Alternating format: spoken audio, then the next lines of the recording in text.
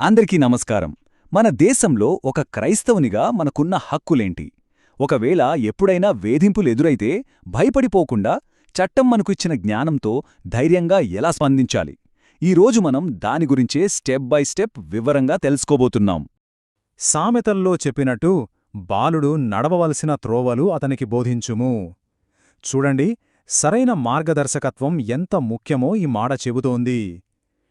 అలాగే కష్టమైన పరిస్థితుల్లో మనల్ని ముందుకు నడిపించే చట్టపరమైన మార్గాల గురించి ఇప్పుడు మనం తెలుసుకుందాం.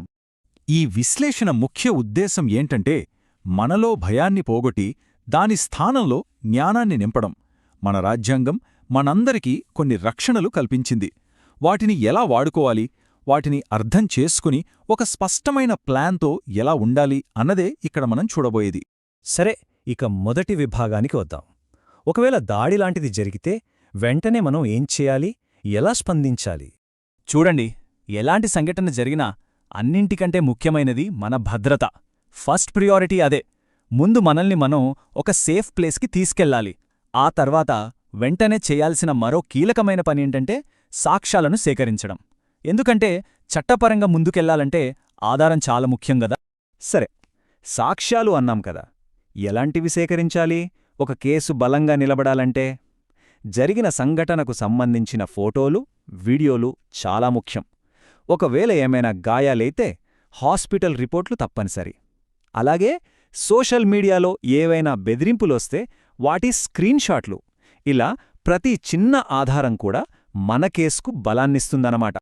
ఓకే, సాక్ష్యాలు సేకరించాం. తర్వాత స్టెప్ ఏంటి? అదే రెండవ విభాగం, ప్రథమ సమాచార నివేదిక, అంటే ఎఫ్ఐఆర్. ఎఫ్ఐఆర్ మనం ఈ పదం చాలాసార్లు వినే ఉంటాం. అంటే ఫస్ట్ ఇన్ఫర్మేషన్ రిపోర్ట్. సింపుల్గా చెప్పాలంటే ఏదైనా నేరం జరిగిందని పోలీసులకి మనమిచ్చే మొదటి అధికారిక ఫిర్యాదు అన్నమాట.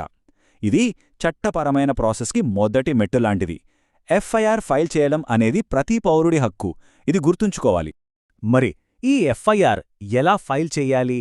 ప్రాసెస్ చాలా సింపుల్. దగ్గర్లో ఉన్న పోలీస్ స్టేషన్కి వెళ్ళి జరిగిందంతా వివరిస్తూ ఒక రాతపూర్వక ఫిర్యాదు ఇవ్వాలి. ఆ ఫిర్యాదు ఆధారంగా పోలీసులు ఎఫ్ఐఆర్ నమోదు చెయ్యాలి.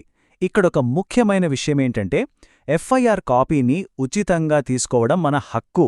దాన్ని మాత్రం అడగడం మర్చిపోవద్దు, తప్పకుండా తీసుకోవాలి. ఎఫ్ఐఆర్ రాసేటప్పుడు వివరాలు ఎంత స్పష్టంగా ఉంటే అంత మంచిది. ముఖ్యంగా దాడికి కారణం మతపరమైన ద్వేషం అని అనిపిస్తే ఆ విషయాన్ని అందులో చాలా క్లియర్గా చెప్పాలి. ఎందుకంటే దీన్ని బట్టే పోలీసులు ఏ సెక్షన్లు పెట్టాలి అనేది నిర్ణయిస్తారు. సో ఈ డీటెయిల్ చాలా కీలకం. సరే, ఎఫ్ఐఆర్లు సెక్షన్లు పెట్టాలన్నాం కదా, అసలు మనల్ని రక్షించడానికి ఎలాంటి ముఖ్యమైన చట్టాలున్నాయో ఇప్పుడు చూద్దాం. మన భారతీయ శిక్షాస్మృతి అంటే ఐపీసీలో మనకు రక్షణగా నిలిచే చాలా సెక్షన్లున్నాయి. ఉదాహరణకి సెక్షన్ 295A. ఇది మతపరమైన మనోభావాలను దెబ్బతీసే వాళ్ల మీద ప్రయోగిస్తారు. అలాగే సెక్షన్ 506 ఎవరైనా బెదిరిస్తే దానికి వర్తిస్తుంది. సో జరిగిన సంఘటనను బట్టి ఈ చట్టాలను ఎఫ్ఐఆర్లో చేర్చమని మనం పోలీసులను కోరవచ్చు. ఇక్కడ చాలామందికి ఒక డౌట్ వస్తుంది. ఒకవేళ పోలీసులు ఎఫ్ఐఆర్ రాయటానికి ఒప్పుకోపోతే? ఇది నిజంగా చాలామంది ఎదుర్కొనే సమస్య. కానీ భయపడాల్సిన పనిలేదు. దీనికి కూడా మన చట్టంలోనే పరిష్కార మార్గాలున్నాయి. పోలీసులు సహకరించని పక్షంలో మనం నేరుగా పై అధికారికి, అంటే జిల్లా సూపరింటెండెంట్ ఆఫ్ పోలీస్ ఎస్పీ గారికి రాతపూర్వకంగా ఫిర్యాదు చేయొచ్చు. ఒకవేళ అక్కడా పని జరగకపోతే అప్పుడు మనం క్రిమినల్ ప్రొసీజర్ కోడ్ ప్రకారం నేరుగా మ్యాజిస్ట్రేట్ కోర్టులోనే పిటిషన్ వేసే అధికారం మనకుంది. చట్టపరంగా పోరాడాలి అంటే ఖర్చవుతుంది కదా అని చాలామంది వెనకడుగు వేస్తారు. కాని డబ్బు అనేది న్యాయానికి అడ్డంకి కాకూడదు.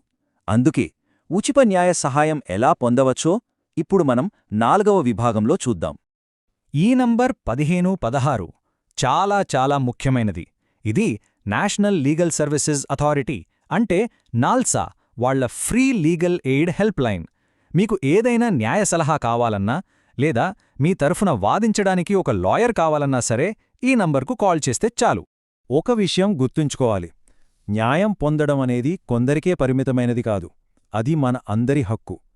అందుకే మన దేశంలో ప్రతి జిల్లాల్లో కూడా లీగల్ సర్వీసెస్ అథారిటీ ద్వారా ఉచిత న్యాయ సహాయ కేంద్రాలు పనిచేస్తున్నాయి. ఇప్పటిదాకా మనం చెప్పుకున్న ఈ చట్టాలన్నింటికీ ఆధారం ఏంటి? అదే మన భారత రాజ్యాంగం. ఇప్పుడు 5వ విభాగంలో రాజ్యాంగం మనకిచ్చిన ప్రాథమిక హక్కుల గురించి తెలుసుకుందాం.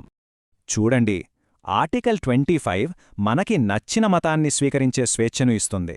ఆర్టికల్ 14 ఏమో చట్టం ముందు అందరూ సమానమే అని చెబుతోంది. ఇవి కేవలం పుస్తకాల్లో ఉన్న అక్షరాలు కాదండి, ప్రతి భారత పౌరుడి గౌరవానికి, స్వేచ్ఛకు ఒక రక్షణ కవచం లాంటివన్నమాట. మతమార్పిడి విషయంలో మన చట్టం చాలా క్లియర్గా ఉంది. ఒక వ్యక్తి తన ఇష్టప్రకారం స్వచ్ఛందంగా ఏ మతాన్నైనా స్వీకరించవచ్చు, అది వాళ్ల హక్కు. కాని బెదిరించి, ఆశ చూపి లేదా బలవంతంగా మతాన్ని మార్చడం మాత్రం చట్టరీత్యా పెద్ద నేరం. సరే, మన హక్కుల గురించి తెలుసుకున్నాం. మరి వాటిని ఎలా ఉపయోగించుకోవాలి? బాధ్యతాయుతంగా ఎలా నడుచుకోవాలి? 6వ విభాగంలో ఇదే చూద్దాం. చూడండి, ఆవేశంతో కాకుండా ఆలోచనతో స్పందించడం చాలా ముఖ్యం. ప్రతీకార దాడులకు దిగడం లేదా సోషల్ మీడియాలో రెచ్చగొట్టే పోస్టులు పెట్టడం లాంటివి చేస్తే సమస్య ఇంకా పెద్దదవుతుంది. దానికి బదులుగా చట్టపరంగా ముందుకు వెళ్ళాలి. ఇలా చేయడం ద్వారా మనం శాంతియుతంగా, ఇంకా చెప్పాలంటే చాలా శక్తివంతంగా న్యాయం సాధించవచ్చు. మీరు భారత పౌరులు. మీ మతం కారణంగా ఎవరూ మిమ్మల్ని తక్కువ చేయలేరు.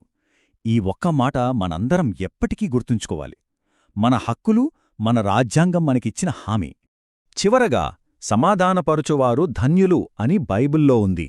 అంటే మన హక్కుల కోసం మనం చట్టబద్ధంగా పోరాడుతూనే శాంతి మార్గాన్ని ఎప్పుడూ విడవకూడదు. అదే మన అసలైన బలం. జ్ఞానంతో, ధైర్యంతో, శాంతితో ముందుకు సాగుదాం. ధన్యవాదాలు.